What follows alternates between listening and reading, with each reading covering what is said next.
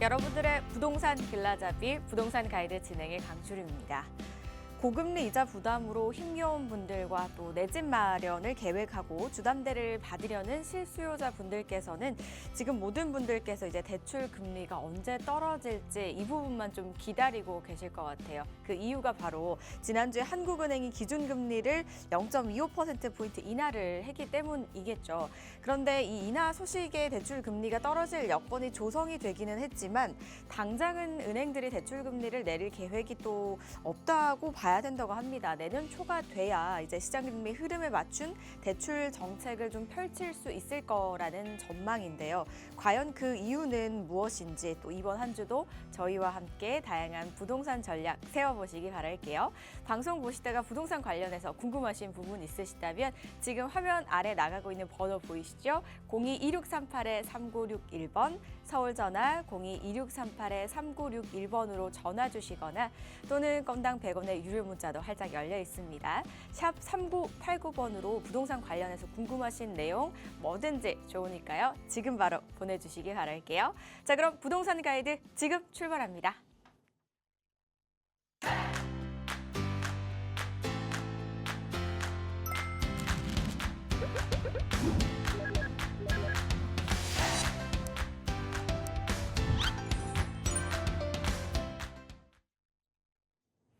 부동산 가이드 매주 월요일 함께 하시는 가이드 분이시죠. IM 부동산 연구소 박유란 대표 자리하셨습니다. 어서 오세요, 대표님. 네, 안녕하세요. 네, 벌써 또 한 주가 시작이 됐어요. 그쵸? 시간이 너무 빠르게 흘러가는데요. 오늘 방송에서도 좀 최근에 부동산에서 이슈가 됐었던 부분들을 좀 중점적으로 다뤄드리고요. 또 이후에 고민 상담을 통해서 뭐 이렇게 실거주 내 집 마련이라든지 투자라든지 하여튼 다각도로 좀 도움을 드릴 테니까 많은 관심 주시고 시청해 주시고 문의 주시면 되겠습니다. 네, 사실 월요일이라서 살짝 힘이 없었는데 대표님 목소리 들으니까 되게 또 힘차게 좀 출발을 해주셔서 더욱 저희가 화이팅 하면서 갈 수 있을 것 같아요. 이 분위기 이끌어서 또 저희 세미나 이야기까지 한번 들어볼까요? 네, 저희가 매주 수요일 날 1시에 세미나를 하는 건 이제 아시겠죠? 매주마다 하고 이번 주도 수요일 날 진행을 합니다. 이제 주제를 1부, 2부 나눠서 진행을 해요. 저희가 기존에 지난주까지는 좀 1억대로 강남권에 우리가 좀 진입할 수 있는 지역 같은 경우를 좀 분석을 했었는데요. 최근에 또 많은 분들이 관심이 가지시는 지역들이 이 한강변 라인들이거든요. 그런 라인들 중에서 아직 저평가가 돼 있으면서 우리가 뭐 투자 관점이라든지 내 집 마련 관점에서 조금 더 부담 없이 소액으로 진입할 수 있는 지역들 안내를 해드릴 테니까 좀 많이 참석을 하시면 되겠습니다. 네. 관심 있으신 분들 화면에 나갔던 번호로 문의 후에 많은 분들 또 참석을 해보시면 좋겠습니다. 저희는 본격적으로 또 출발을 해볼게요. 이번에는 박유란 대표의 실시간 인기 급상승 중인 부동산 이슈에 대해서 먼저 짚고 넘어가 볼게요. 그동안 주택임대사업자가 이제 단기 4년 말소 후에 장기 10년만 이 기간만 있었는데 이제 단기 6년의 주택임대사업자가 부활을 한다고 합니다. 아무래도 가장 큰 이유는 주택 공급 활성화를 위한 목적이겠죠. 어떤 내용인지 저희 대표님과 함께 한번 들어볼게요.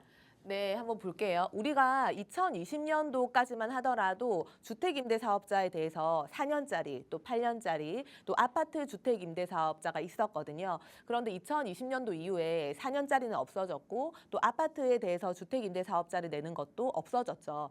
그러면서 8년짜리가 10년짜리로 바뀌었습니다. 그렇게 장기 주택임대사업자만 있는 상태인데요. 이제 보시면 올해 1월 10일 부동산 대책이 발표가 되면서 단기 등록 임대사업자, 그러니까 소위 얘기해서 10년짜리 말고 6년짜리를 만들겠다라는 거를 이제 시장에 이제 언급을 한 상태입니다. 그래서 언제쯤 이게 10년짜리 말고 6년짜리가 또 만들어질까 많은 분들이 궁금해하셨었는데요.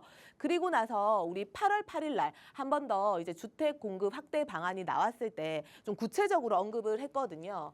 이때도 1호만으로도 사업자 등록이 일단 가능하게끔 할 거고 6년짜리 단기 등록 임대를 도입을 해서 이 취지는 소형 주택에 대한 공급 활성화 정책을 하겠다라고 발표를 했었고요. 당연히 일단 이때까지도 아파트는 제외였습니다. 그러면서 동시에 1주택자가 소형 주택에 대해서 구입을 하게 되고 동시에 단기 임대 사업자 6년짜리를 내게 되면 기존 주택에 대해서 1세대 1주택 특례까지 적용을 하겠다고 지금 시사를 했었고요. 기존의 주택 임대 사업자에 대한 혜택이 원래 올해 12월까지만 취득세랑 재산세 부분에서 감면 혜택이 주어지고 이제 없어지는 거였거든요. 그런데 일몰 기한을 연장을 해서 결국은 27년도 12월까지 취득세랑 재산세 부분에 대해서 이제 감면 혜택을 주겠다라고 또 시사를 했었고요. 구체적으로 보시면 24년도 9월 26일 지난달이죠. 드디어 민간 임대 주택 특별법 개정안이 통과가 지금 된 상태입니다. 그러니까 6년짜리 지금 단기 임대 주택에 대해서 이제 신설이 되는 거고요. 1주택자는 2년 거주를 하게 되면 나머지 주택들 임대 사업자를 낸 주택들이 여러 채가 있어도 2년 거주한 실거주 요건을 갖춘 집은 이제 비과세 특례까지 적용을 해주겠다라고 지금 발표를 한 건데요. 다만 이 부분에 대해서는 지금 세법을 개정을 해야 되는 이런 부분들이 필요하기 때문에 언제 시행이 되는지 좀 지켜볼 필요가 있는 거고요. 지금 제가 앞서 얘기한 대로 6년짜리 단기 임대 주택을 가능한 이제 상품이 나온 건데 이것도 지금 바로 되는 거는 아니고요. 이제 시기를 보시면 공포를 하고 나서 6개월 이후부터 시행을 한다고 하니까 한 내년 상반기 정도로 우리가 예상을 해보면 될 것 같습니다. 네. 네, 장기 주택 임대 사업자만 그동안은 있었는데 올 초 이제 대책 발표에서 단기 6년이 나올 계획이다라고 밝혔고요. 시행은 이제 공표 발표 6개월 후에 시행이 가능하다라는 말씀까지 전해주셨거든요. 사실 한때는 임대 사업자를 좀 장려하는 분위기가 시장에서 형성이 되어 있었잖아요. 요즘은 좀 반대로 그 흐름이 흘러가는 것 같은데 이번에 주택법들 좀 개정이 되면서 주택 임대 사업자에 대한 그 세제 혜택이 뭐 신설이 됐거나 바뀐 부분도 좀 있을까요, 대표님? 네, 한번 좀 짚어볼게요. 이제 워낙 법이 많이 바뀌다 보니까 사실은 헷갈려 하시는 분들이 너무 많은데요. 과거보다는 분명히 주택 임대 사업자에 대한 세제 혜택이 확실히 축소가 된 건 맞지만 그래도 아직 좀 활용할 정책들이 많이 있거든요. 예를 들어서 이제 주택 임대 사업자를 내게 되면 올해부터죠. 이 주택수에서 제외를 해준다는 거는 굉장히 이제 중요한 부분이라고 보시면 되는 거고요. 취득세라든지 양도세, 종부세 산정을 할 때 일단은 제외를 시켜가지고 기존에 있는 주택 개수로 일단 세금을 부과를 한다라는 개념으로 접근을 하시면 되고요. 다만 1세대 1주택에 대한 특례 부분에서 양도세랑 종부세 부분에서는 이제 미적용을 한다고 말을 했는데 이 부분도 앞선 얘기처럼 지금 다시 1세대 1주택에 대해서 비과세 특례를 적용을 한다고 했기 때문에 오히려 혜택이 다시 생겼다라고 보시면 되는 거고요. 이제 요 정책들이 올해 좀 많이 나온 정책인데 신축 소형 주택이라고 하면 24년도 우리가 1월 10일 이후에 준공이 난 신축 주택이죠. 이 주택을 우리가 취득을 하게 되면 지금 1번처럼 주택수에 제외된 취득세를 같이 가져가는 거고 거기에 맞춰가지고 임대사업자를 내면 85% 취득세 감면 혜택까지 우리가 가져가는 거죠. 그리고 기축주택 같은 경우는 이제 기존의 주택을 매매하는 경우예요. 이런 경우에는 취득세 85% 감면 혜택은 없지만 그래도 주택임대 사업자를 내게 되면 마찬가지로 1번 주택수에 제외를 해서 세제 부분에 대해서 혜택을 받는 개념이기 때문에 이런 부분들은 꼭 챙길 필요가 있는 거고요. 이 두 가지가 기존에 있는 것보다 지금 27년도 12월까지 기간을 더 연장을 했거든요. 그래서 활용을 하시면 좋을 것 같고요. 요것뿐만이 아니라 기존의 주택임대 사업자를 냈을 때 받을 수 있는 혜택도 아직은 살아 있습니다. 그러니까 뭐가 있는지 좀 짚어볼 건데요. 우리가 이제 신축 소형 주택이든 기축이든 전용 60제곱미터 이하인 경우에 이제 해당이 되는 거예요. 취득세 부분에서 이제 좀 혜택이 있는 건데 취득세가 200만 원이 일단 이하로 되는 거면 아예 취득세가 면제인 거고요. 200만 원이 초과를 하게 되면 초과분에 대해서는 85% 경감, 그러니까 취득세를 15%만 내면 되는 거예요. 그리고 전용이 60에서 85 이하가 되는 경우에는 일단 임대주택 20호 이상을 등록하게 되면 50%에 대해서 취득세 경과한 부분이 있는 거고요. 이게 주택임대사업자이기 때문에 사실 주택임대사업자를 가입할 수 있는 요건 자체가 취득가액이 수도권은 6억인 거고요. 비수도권 같은 경우는 3억 이하인 경우에만 일단은 가능하다라고 보시면 되는 거고요. 또 취득일 날 바로 주택임대사업자를 내지 않아도 취득일 기준으로 60일 이내에만 주택임대사업자를 등록을 하게 되면 이 취득세에 대한 혜택 부분이 있다라고 보시면 되는 겁니다. 반면에 이제 기존의 소형 주택, 그러니까 기축 주택이죠. 매매를 하는 경우에는 이제 취득세 85% 감면 혜택은 없지만 그래도 주택 수에 제외를 시켜서 기존의 주택을 가지고 있는 개수를 토대로 지금 새로 취득한 부분에 대해서 취득세를 부과를 하는 거기 때문에 그 부분도 좀 활용하시면 좋겠다. 이렇게 좀 설명을 드리고 싶고요. 우리가 주택을 보유를 하게 되면 보유세를 내죠. 재산세랑 이제 종부세 부분이 있는데 재산세 같은 경우도 보면 마찬가지로 주택 임대사업자는 일단은 수도권은 매매가가 6억 이하, 비수도권은 3억 이하여야 되는 거고요. 이게 공동주택인 경우에 그렇고 예를 들어 가지고 오피스텔을 매입하게 되는 경우도 있죠.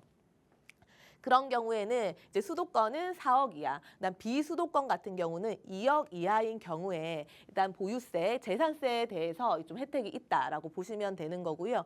이마저도 좀 돌아가서 우리가 1주택 말고 2주택을 이상을 이제 주택임대사업자로 등록을 해야지 이 감면 혜택을 받는 겁니다. 전용 40제곱미터 이하인 경우에는 일단은 재산세 자체가 면제가 되는 건데요. 예를 들어 가지고 그래도 재산세가 50만 원이 초과돼서 나오는 경우가 있을 수 있어요. 그렇죠? 그렇게 되면은 85% 감면 혜택이 주어지는 거고요. 나머지도 전용에 따라서 일단은 그 경감되는 비율이 좀 달라지는 거니까 이 부분들 참고하시면 좋을 것 같고요. 또 하나는 이제 종합소득세, 종합부동산세죠. 종합부동산세 합산 배제. 이거는 굉장히 사실 많은 분들이 좀 중요하게 생각을 하시는 부분인데요. 여기서도 이제 종합부동산세는 우리가 공시가를 기준으로 하거든요. 그래서 수도권은 공시가 6억 이하, 비수도권 같은 경우는 3억 이하인 경우에 또 전용 85제곱미터 이하인 경우에 일단은 조건이 되는 거고요. 우리가 기존에 2018년도 9월 13일 이전에 취득한 경우에는 그냥 주택 종합부동산세가 아예 합산 배제가 됐었거든요. 그런데 2018년도 9월 14일 이후에 취득한 경우에는 조정 대상 지역에서는 합산이 되는 거고 이 비조정 대상 지역에 대해서만 합산이 배제가 되는 걸로 바뀌었었습니다. 그런데 이게 좀 많이 헷갈리는데 이것도 이제 생각을 하실 필요가 없는 게 우리가 이번에 일십 정책에 의해서 결국은 27년도 12월 31일까지는 조정이든 비조정이든 주택임대사업자를 낸 주택에 대해서는 아예 종합부동산세 합산 배제를 해주니까 이것도 임대사업자를 내면은 좀 혜택을 받을 수 있다라고 보실 수가 있는 거죠. 마지막으로 우리가 양도소득세가 있죠. 사실 양도세가 팔고 낼 때 생각하면 굉장히 아깝다라는 생각이 좀 많이 드는데 이것도 좀 정리를 해보면요. 많이 바뀌었지만 기존에는 주택임대사업자를 내게 되면 장기보유 특별공제라고 해가지고 최대 70%까지 혜택이 이제 있었거든요. 그런데 지금은 이제 없어졌지만 그래도 지금 일시 부동산 대책을 통해 가지고 27년도 12월 31일까지는 주택임대사업자를 내게 되면 양도세 중간은 일단 배제가 됩니다. 그러면 여기서 생각을 해볼 게 주택임대사업자를 내지 않은 주택에 대해서는 양도세 중과가 계속 적용이 되는 건지 궁금하잖아요. 이것도 주택임대사업자를 내지 않아도 일단 25년도니까 내년이죠. 내년 5월 9일까지는 양도세 중과 자체가 한시적으로 배제가 되기 때문에 좀 물건들을 파실 분들은 이렇게 혜택을 받으시고 좀 파시는 것도 괜찮다. 이렇게 좀 보시면 될 것 같고요. 또 제가 앞서 아까 얘기를 한 대로 거주주택 비과세가 지금 1회에 의해서 좀 적용이 됩니다. 그러니까 뭐냐면 예를 들어 내가 실거주하는 집이 한 채가 있어요. 그리고 10채든 20채든 주택임대사업자를 낸 주택이 있다고 치면 나머지 싹 다 주택임대사업자를 냈기 때문에 내가 거주하고 있는 1주택은 규제지역이든 비규제지역이든 1회에 한해서 비과세 혜택을 받을 수가 있거든요. 이런 부분들은 충분히 활용을 하시면 괜찮죠. 그래서 이런 부분들이 있으니까 있지만 아직은 주택임대사업자에 대해서 혜택이 남아있기 때문에 좀 이런 것들, 좀 좋은 것들은 활용하시면 괜찮다. 좀 말씀을 드리고 싶고요. 하나만 더 말씀을 드리면 우리가 지금 아파트에 대한 주택임대사업자가 없어졌어요. 그렇죠? 그런데 최근에 이게 지금 법안이 발의가 된 상태예요. 다시 전용 85제곱미터 이하의 아파트 주택임대사업자를 만들자라는 법안이 발의가 된 상태인데 이 부분에 대해서는 지금 개정안이 통과가 돼야 되는 부분들이기 때문에 이게 진행이 될지 아니면 이 법안 발의만 된 상태로 그냥 없어질지 좀 지켜볼 필요가 있겠습니다. 네. 과거보다 일단 바뀐 부분이 많긴 하지만 아직까지는 그래도 활용할 것들이 좀 남아있다라고 설명을 해주시면서 취득세 부분은 면적과 또 기축, 신축에 따라서 이제 혜택이 다르고요. 보유세도 이제 전용 면적에 따라서 좀 경감되는 부분이 다르네요. 그리고 종부세 또 양도세까지 꼼꼼하게 확인을 해보시고 활용할 수 있는 부분은 최대한 또 활용을 해보시면서 참고해 보시면 되겠습니다. 이렇게 바뀌는 세제 혜택들 그리고 또 지금 현재 아파트 주택임대사업자 법안이 발의가 된 상태이다라는 말씀까지 전해주셨거든요. 그럼 이런 세제 혜택과 더불어서 이제 규제 정책에도 좀 변화가 있을까요? 궁금하신 분들 계실 것 같아요, 대표님. 어떤가요? 네, 이렇게 지금 앞선 얘기대로 결국은 이게 빌라를 좀 살 수 있도록 장려하는 정책들이 나왔잖아요. 그럼 우리가 또 투기 세력이 조장이 되지 않을까라는 생각을 많이 할 수 있는데 거기에 맞춰가지고 규제 정책이 동시에 같이 나왔습니다. 그러니까 뭐가 나왔냐면 기존의 주택임대 사업자들 주택임대 보증보험 가입을 의무적으로 했어야 되죠. 그러면 공동주택 가격의 150%에 맞춰가지고 전세보증금을 세팅을 해야 되고 그래야 임대사업자가 가입하는 보증 가입이 됐었거든요. 반면에 임대사업자가 아니신 분들, 그러니까 세입자가 가입하는 상품 같은 경우는 공시가 곱하기 126%였습니다. 이렇게 이게 좀 다른 부분들이 있다 보니까 차별성이 있다 보니까 이거를 통일하는 걸로 이제 정책이 바뀌는 걸로 지금 됐거든요. 그러니까 뭐냐면 24년도 11월부터는 이제 임대사업자든 아니든 공시가의 126%를 통일을 해야 보증보험 가입이 된다라고 좀 보셔야 되는 거예요. 다시 좀 구체적으로 볼게요. 그러니까 주택 가격은 공시가격 인정 비율 140%를 우선으로 적용을 하고요. 그 이후에 담보 인정 비율도 또 추가로 90% 적용을 하겠다라는 거예요. 그러니까 무슨 얘기냐면 공시가격 곱하기 140%를 한번 하고 또 한 번 더 90%를 할 거라는 얘기예요. 그러니까 이게 좀 복잡하죠. 그래서 이 얘기가 결국은 임대사업자든 아니든 공시가격을 126%만 곱하면 여기에만 들어가야지 보증보험 가입을 해주겠다라는 거거든요. 이게 언제부터 시행을 하냐? 일단 발령한 날부터 시행을 한다고 되어 있죠. 지금 올해 그러니까 이번 달 말까지는 이제 주민 공람을 받는 기간이라고 보시면 되는 거고요. 바로 24년도 11월 다음 달부터 이제 126%를 적용을 해서 시행을 한다고 보시면 되는 겁니다. 여기에서도 이제 최초로 등록하는 임대사업자 분에 대해서는 24년도 11월부터 바로 적용이 되는 거고요. 반면에 기존의 임대사업자가 있으신 분들이 계시잖아요. 그런 분들 같은 경우는 일단 계도기간이 주어지죠. 26년도 7월 1일부터 적용이 되는 겁니다. 그러니까 바로 적용이 안 되고 150% 했다가 기존의 임대사업자들은 26년도 7월 1일부터 126% 적용을 일단 해주겠다라고 보시면 되는 거고요. 그러면 우리가 이렇게 일단 126%로 전체 전세 보증금이 맞춰지게 됐을 때 어쨌든 전세 보증금은 떨어질 거예요. 그렇죠? 시세는 좀 하락을 할 거고 그렇게 봤을 때는 우리 세입자들 입장에서는 이제 가격 자체가 낮아지는 거니까 굉장히 저는 장점이라고 보여지거든요. 그런데 이런 부분에서도 좀 길게 봤을 때는 좀 문제점이 생길 수 있는 게 뭐냐면 결국은 전세 보증금이 단기적으로 하락을 하는 거는 시장 가격 자체가 떨어지고 그다음 매매 가격 자체가 좀 떨어질 수 있기 때문에 굉장히 장점이지만 그러면 반면에 또 갭 투자금이 늘어날 수 있는 거예요. 기존의 매매가 대비해가지고 전세가가 현저히 낮아지기 때문에 들어가는 갭 투자금이 좀 늘어난다는 거는 또 투자자들 입장에서는 이게 투자를 금액이 더 늘어나다 보니까 예전만큼 수요가 몰리지는 않을 거란 말이죠. 그렇게 되면 결국은 전세로 나오는 신규 물량 자체가 줄어들 수 있는 거죠. 그럼 장기적으로 봤을 때는 기존 물량만 가지고 소화를 해야 되는 상황이기 때문에 서울이나 수도권 같은 경우는 또 한 번 전세 가격이 상승할 수 있는 부분들이 있고 이게 또 매매 가격을 동반 상승시킬 수 있는 이 부작용이 생길 수 있다라고 좀 보셔야 되는 거고요.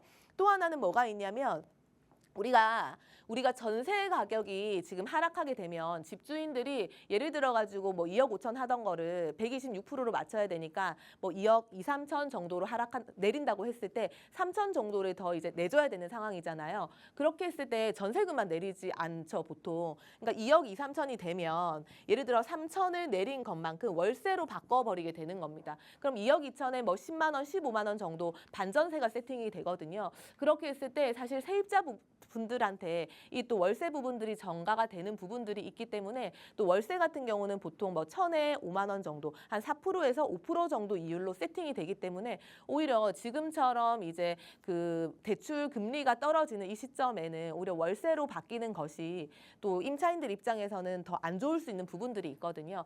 그런 부분들까지 좀 염두를 해두시고 우리가 시장에 접근할 필요가 있겠다라고 보시면 되겠습니다.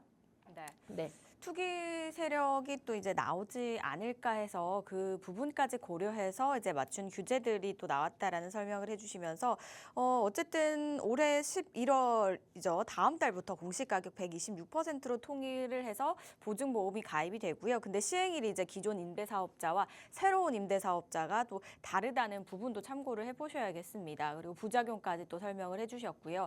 그런데 사실 우리가 주택 공급 활성화를 위해서 일기 신도시부터 해서 이제 재건축 사업을 통해서 이렇게 활성화하려고 노력은 하고 있는데 잘 또 시행이 되고 있지 않잖아요, 대표님. 속도도 그렇고요. 그래서 이제 재건축 패스트 트랙을 도입하기로 했다고 들었는데 이 패스트 트랙이 뭘까요?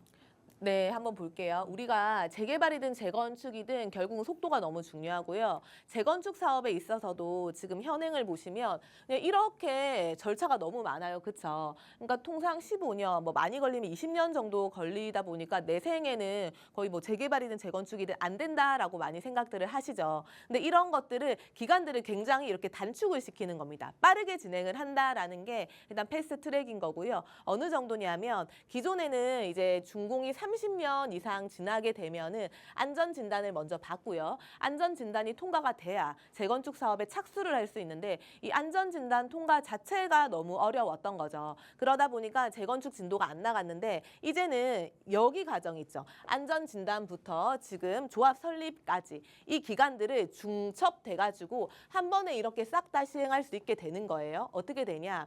바로 정비구역을 지정하기 전에 이미 추진위를 구성을 해서 조합 신청까지 다 할 수가 있는 거고요. 그리고 나서 정비구역이 지정이 됐죠. 동시에 조합 설립을 같이 할 수가 있는 겁니다.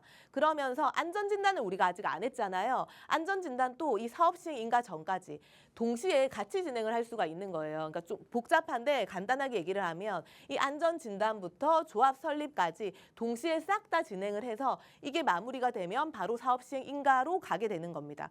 그럼 표를 보면은 안전진단 1년, 뭐 추진위 구성부터 조합 설립까지 2년 해서 총 3년의 시간이 단축이 된다고 하지만 실제적으로는 3년 이상, 뭐 4, 5년, 6년까지도 이 단축이 될 수 있다라고 보시면 되는 거죠. 다음을 보시면 그래서 이게 언제부터 또 이제 시행이 되냐, 법은 통과되냐 이게 제일 중요하잖아요. 우리 올해 9월 26일 날 일단 도시및 주거환경정비법을 통해 가지고 개정안이 일단 통과가 되었습니다. 그러니까 되게 글이 많은데 그냥 간단하게 복잡한 절차를 통합하고 간소화를 했대요. 재건축을 빨리 추진을 하게끔 해주겠다. 이게 전체의 큰 골자고요. 그러니까 안전진단이란 명칭 자체를 재건축 진단이라고 명칭 자체를 바꿨습니다. 그래서 준공 30년 이상이 지나면 안전진단 먼저 하지 말고 이게 나머지 사업들 진행을 하면서 천천히 사업 시행 인가 전까지만 안전진단을 진행을 해라. 이 얘기인 거고요. 그래서 우리가 향후 2027년도까지 아파트가 30년도가 넘어가는 그런 아파트들이 총 75만 가구 정도가 이제 생길 거거든요. 그런 가구들이 다 혜택을 받을 수 있을 거다. 이렇게 보시면 될 것 같고요. 이제 일각에서는 물론 이렇게 기간만 단축시키면 무슨 의미가 있냐. 지금 뭐 공사비도 워낙 올랐고 거기다가 추가 분담금 때문에 굉장히 이제 조합원들이 사업을 잘 진행을 못하고 있는 이런 상황이지 않냐라고 하는데 이런 부분들도 정부에서 계속 용적률 인센티브라든지 뭐 여러 가지 혜택들을 통해 가지고 빠르게 재개발, 재건축이 진행이 될 수 있게끔 해주기 때문에 우리는 어쨌든 지금 이 시기는 정부에서 공급 정책에 굉장히 혈안이 돼 있고 거기에 맞춰 가지고 재개발, 재건축의 속도와 박차를 가하고 여러 가지 규제 완화 정책들이 나온다. 좀 이 관점으로 부동산을 접근을 하시면 오히려 좀 더 많은 기회를 얻을 수 있지 않을까. 이렇게 좀 정리를 해드리겠습니다. 기존의 재건축은 일단 안전진단 통과부터 어려워서 사업 시행 인가까지 가는 시간도 굉장히 오래 걸렸고요. 그 중간에 잘 되지 않는 경우도 사실 덜어 있었는데 이제는 안전진단부터 조합 설립까지 사업 시행 인가 전까지 이제 한 번에 패스트 트랙으로 진행이 된다가 큰 골자 같아요. 이렇게 되면은 시간을 굉장히 많이 단축을 할 수가 있고 우리가 이제 공급이 굉장히 또 중요한데 이 부분에서도 활성화를 잘 이룰 수 있지 않을까라는 부분까지 말씀을 해주셨습니다. 또 내용들 궁금하셨던 분들 잘 참고해 보시면 좋겠네요. 이렇게 부동산 급상승 이슈 내용 살펴보셨고요. 또 더 자세한 이야기 나누고 싶으신 분들을 위한 자리 있잖아요. 설명 한번 드릴게요. 주제는 1부와 2부 나눠서 진행이 되고요. 매주 수요일 날 양재동에서 진행이 되고 있습니다. 궁금하신 분들 화면에 나가고 있는 번호로 문의 후에 많은 분들 또 참석을 해보시기 바라겠습니다.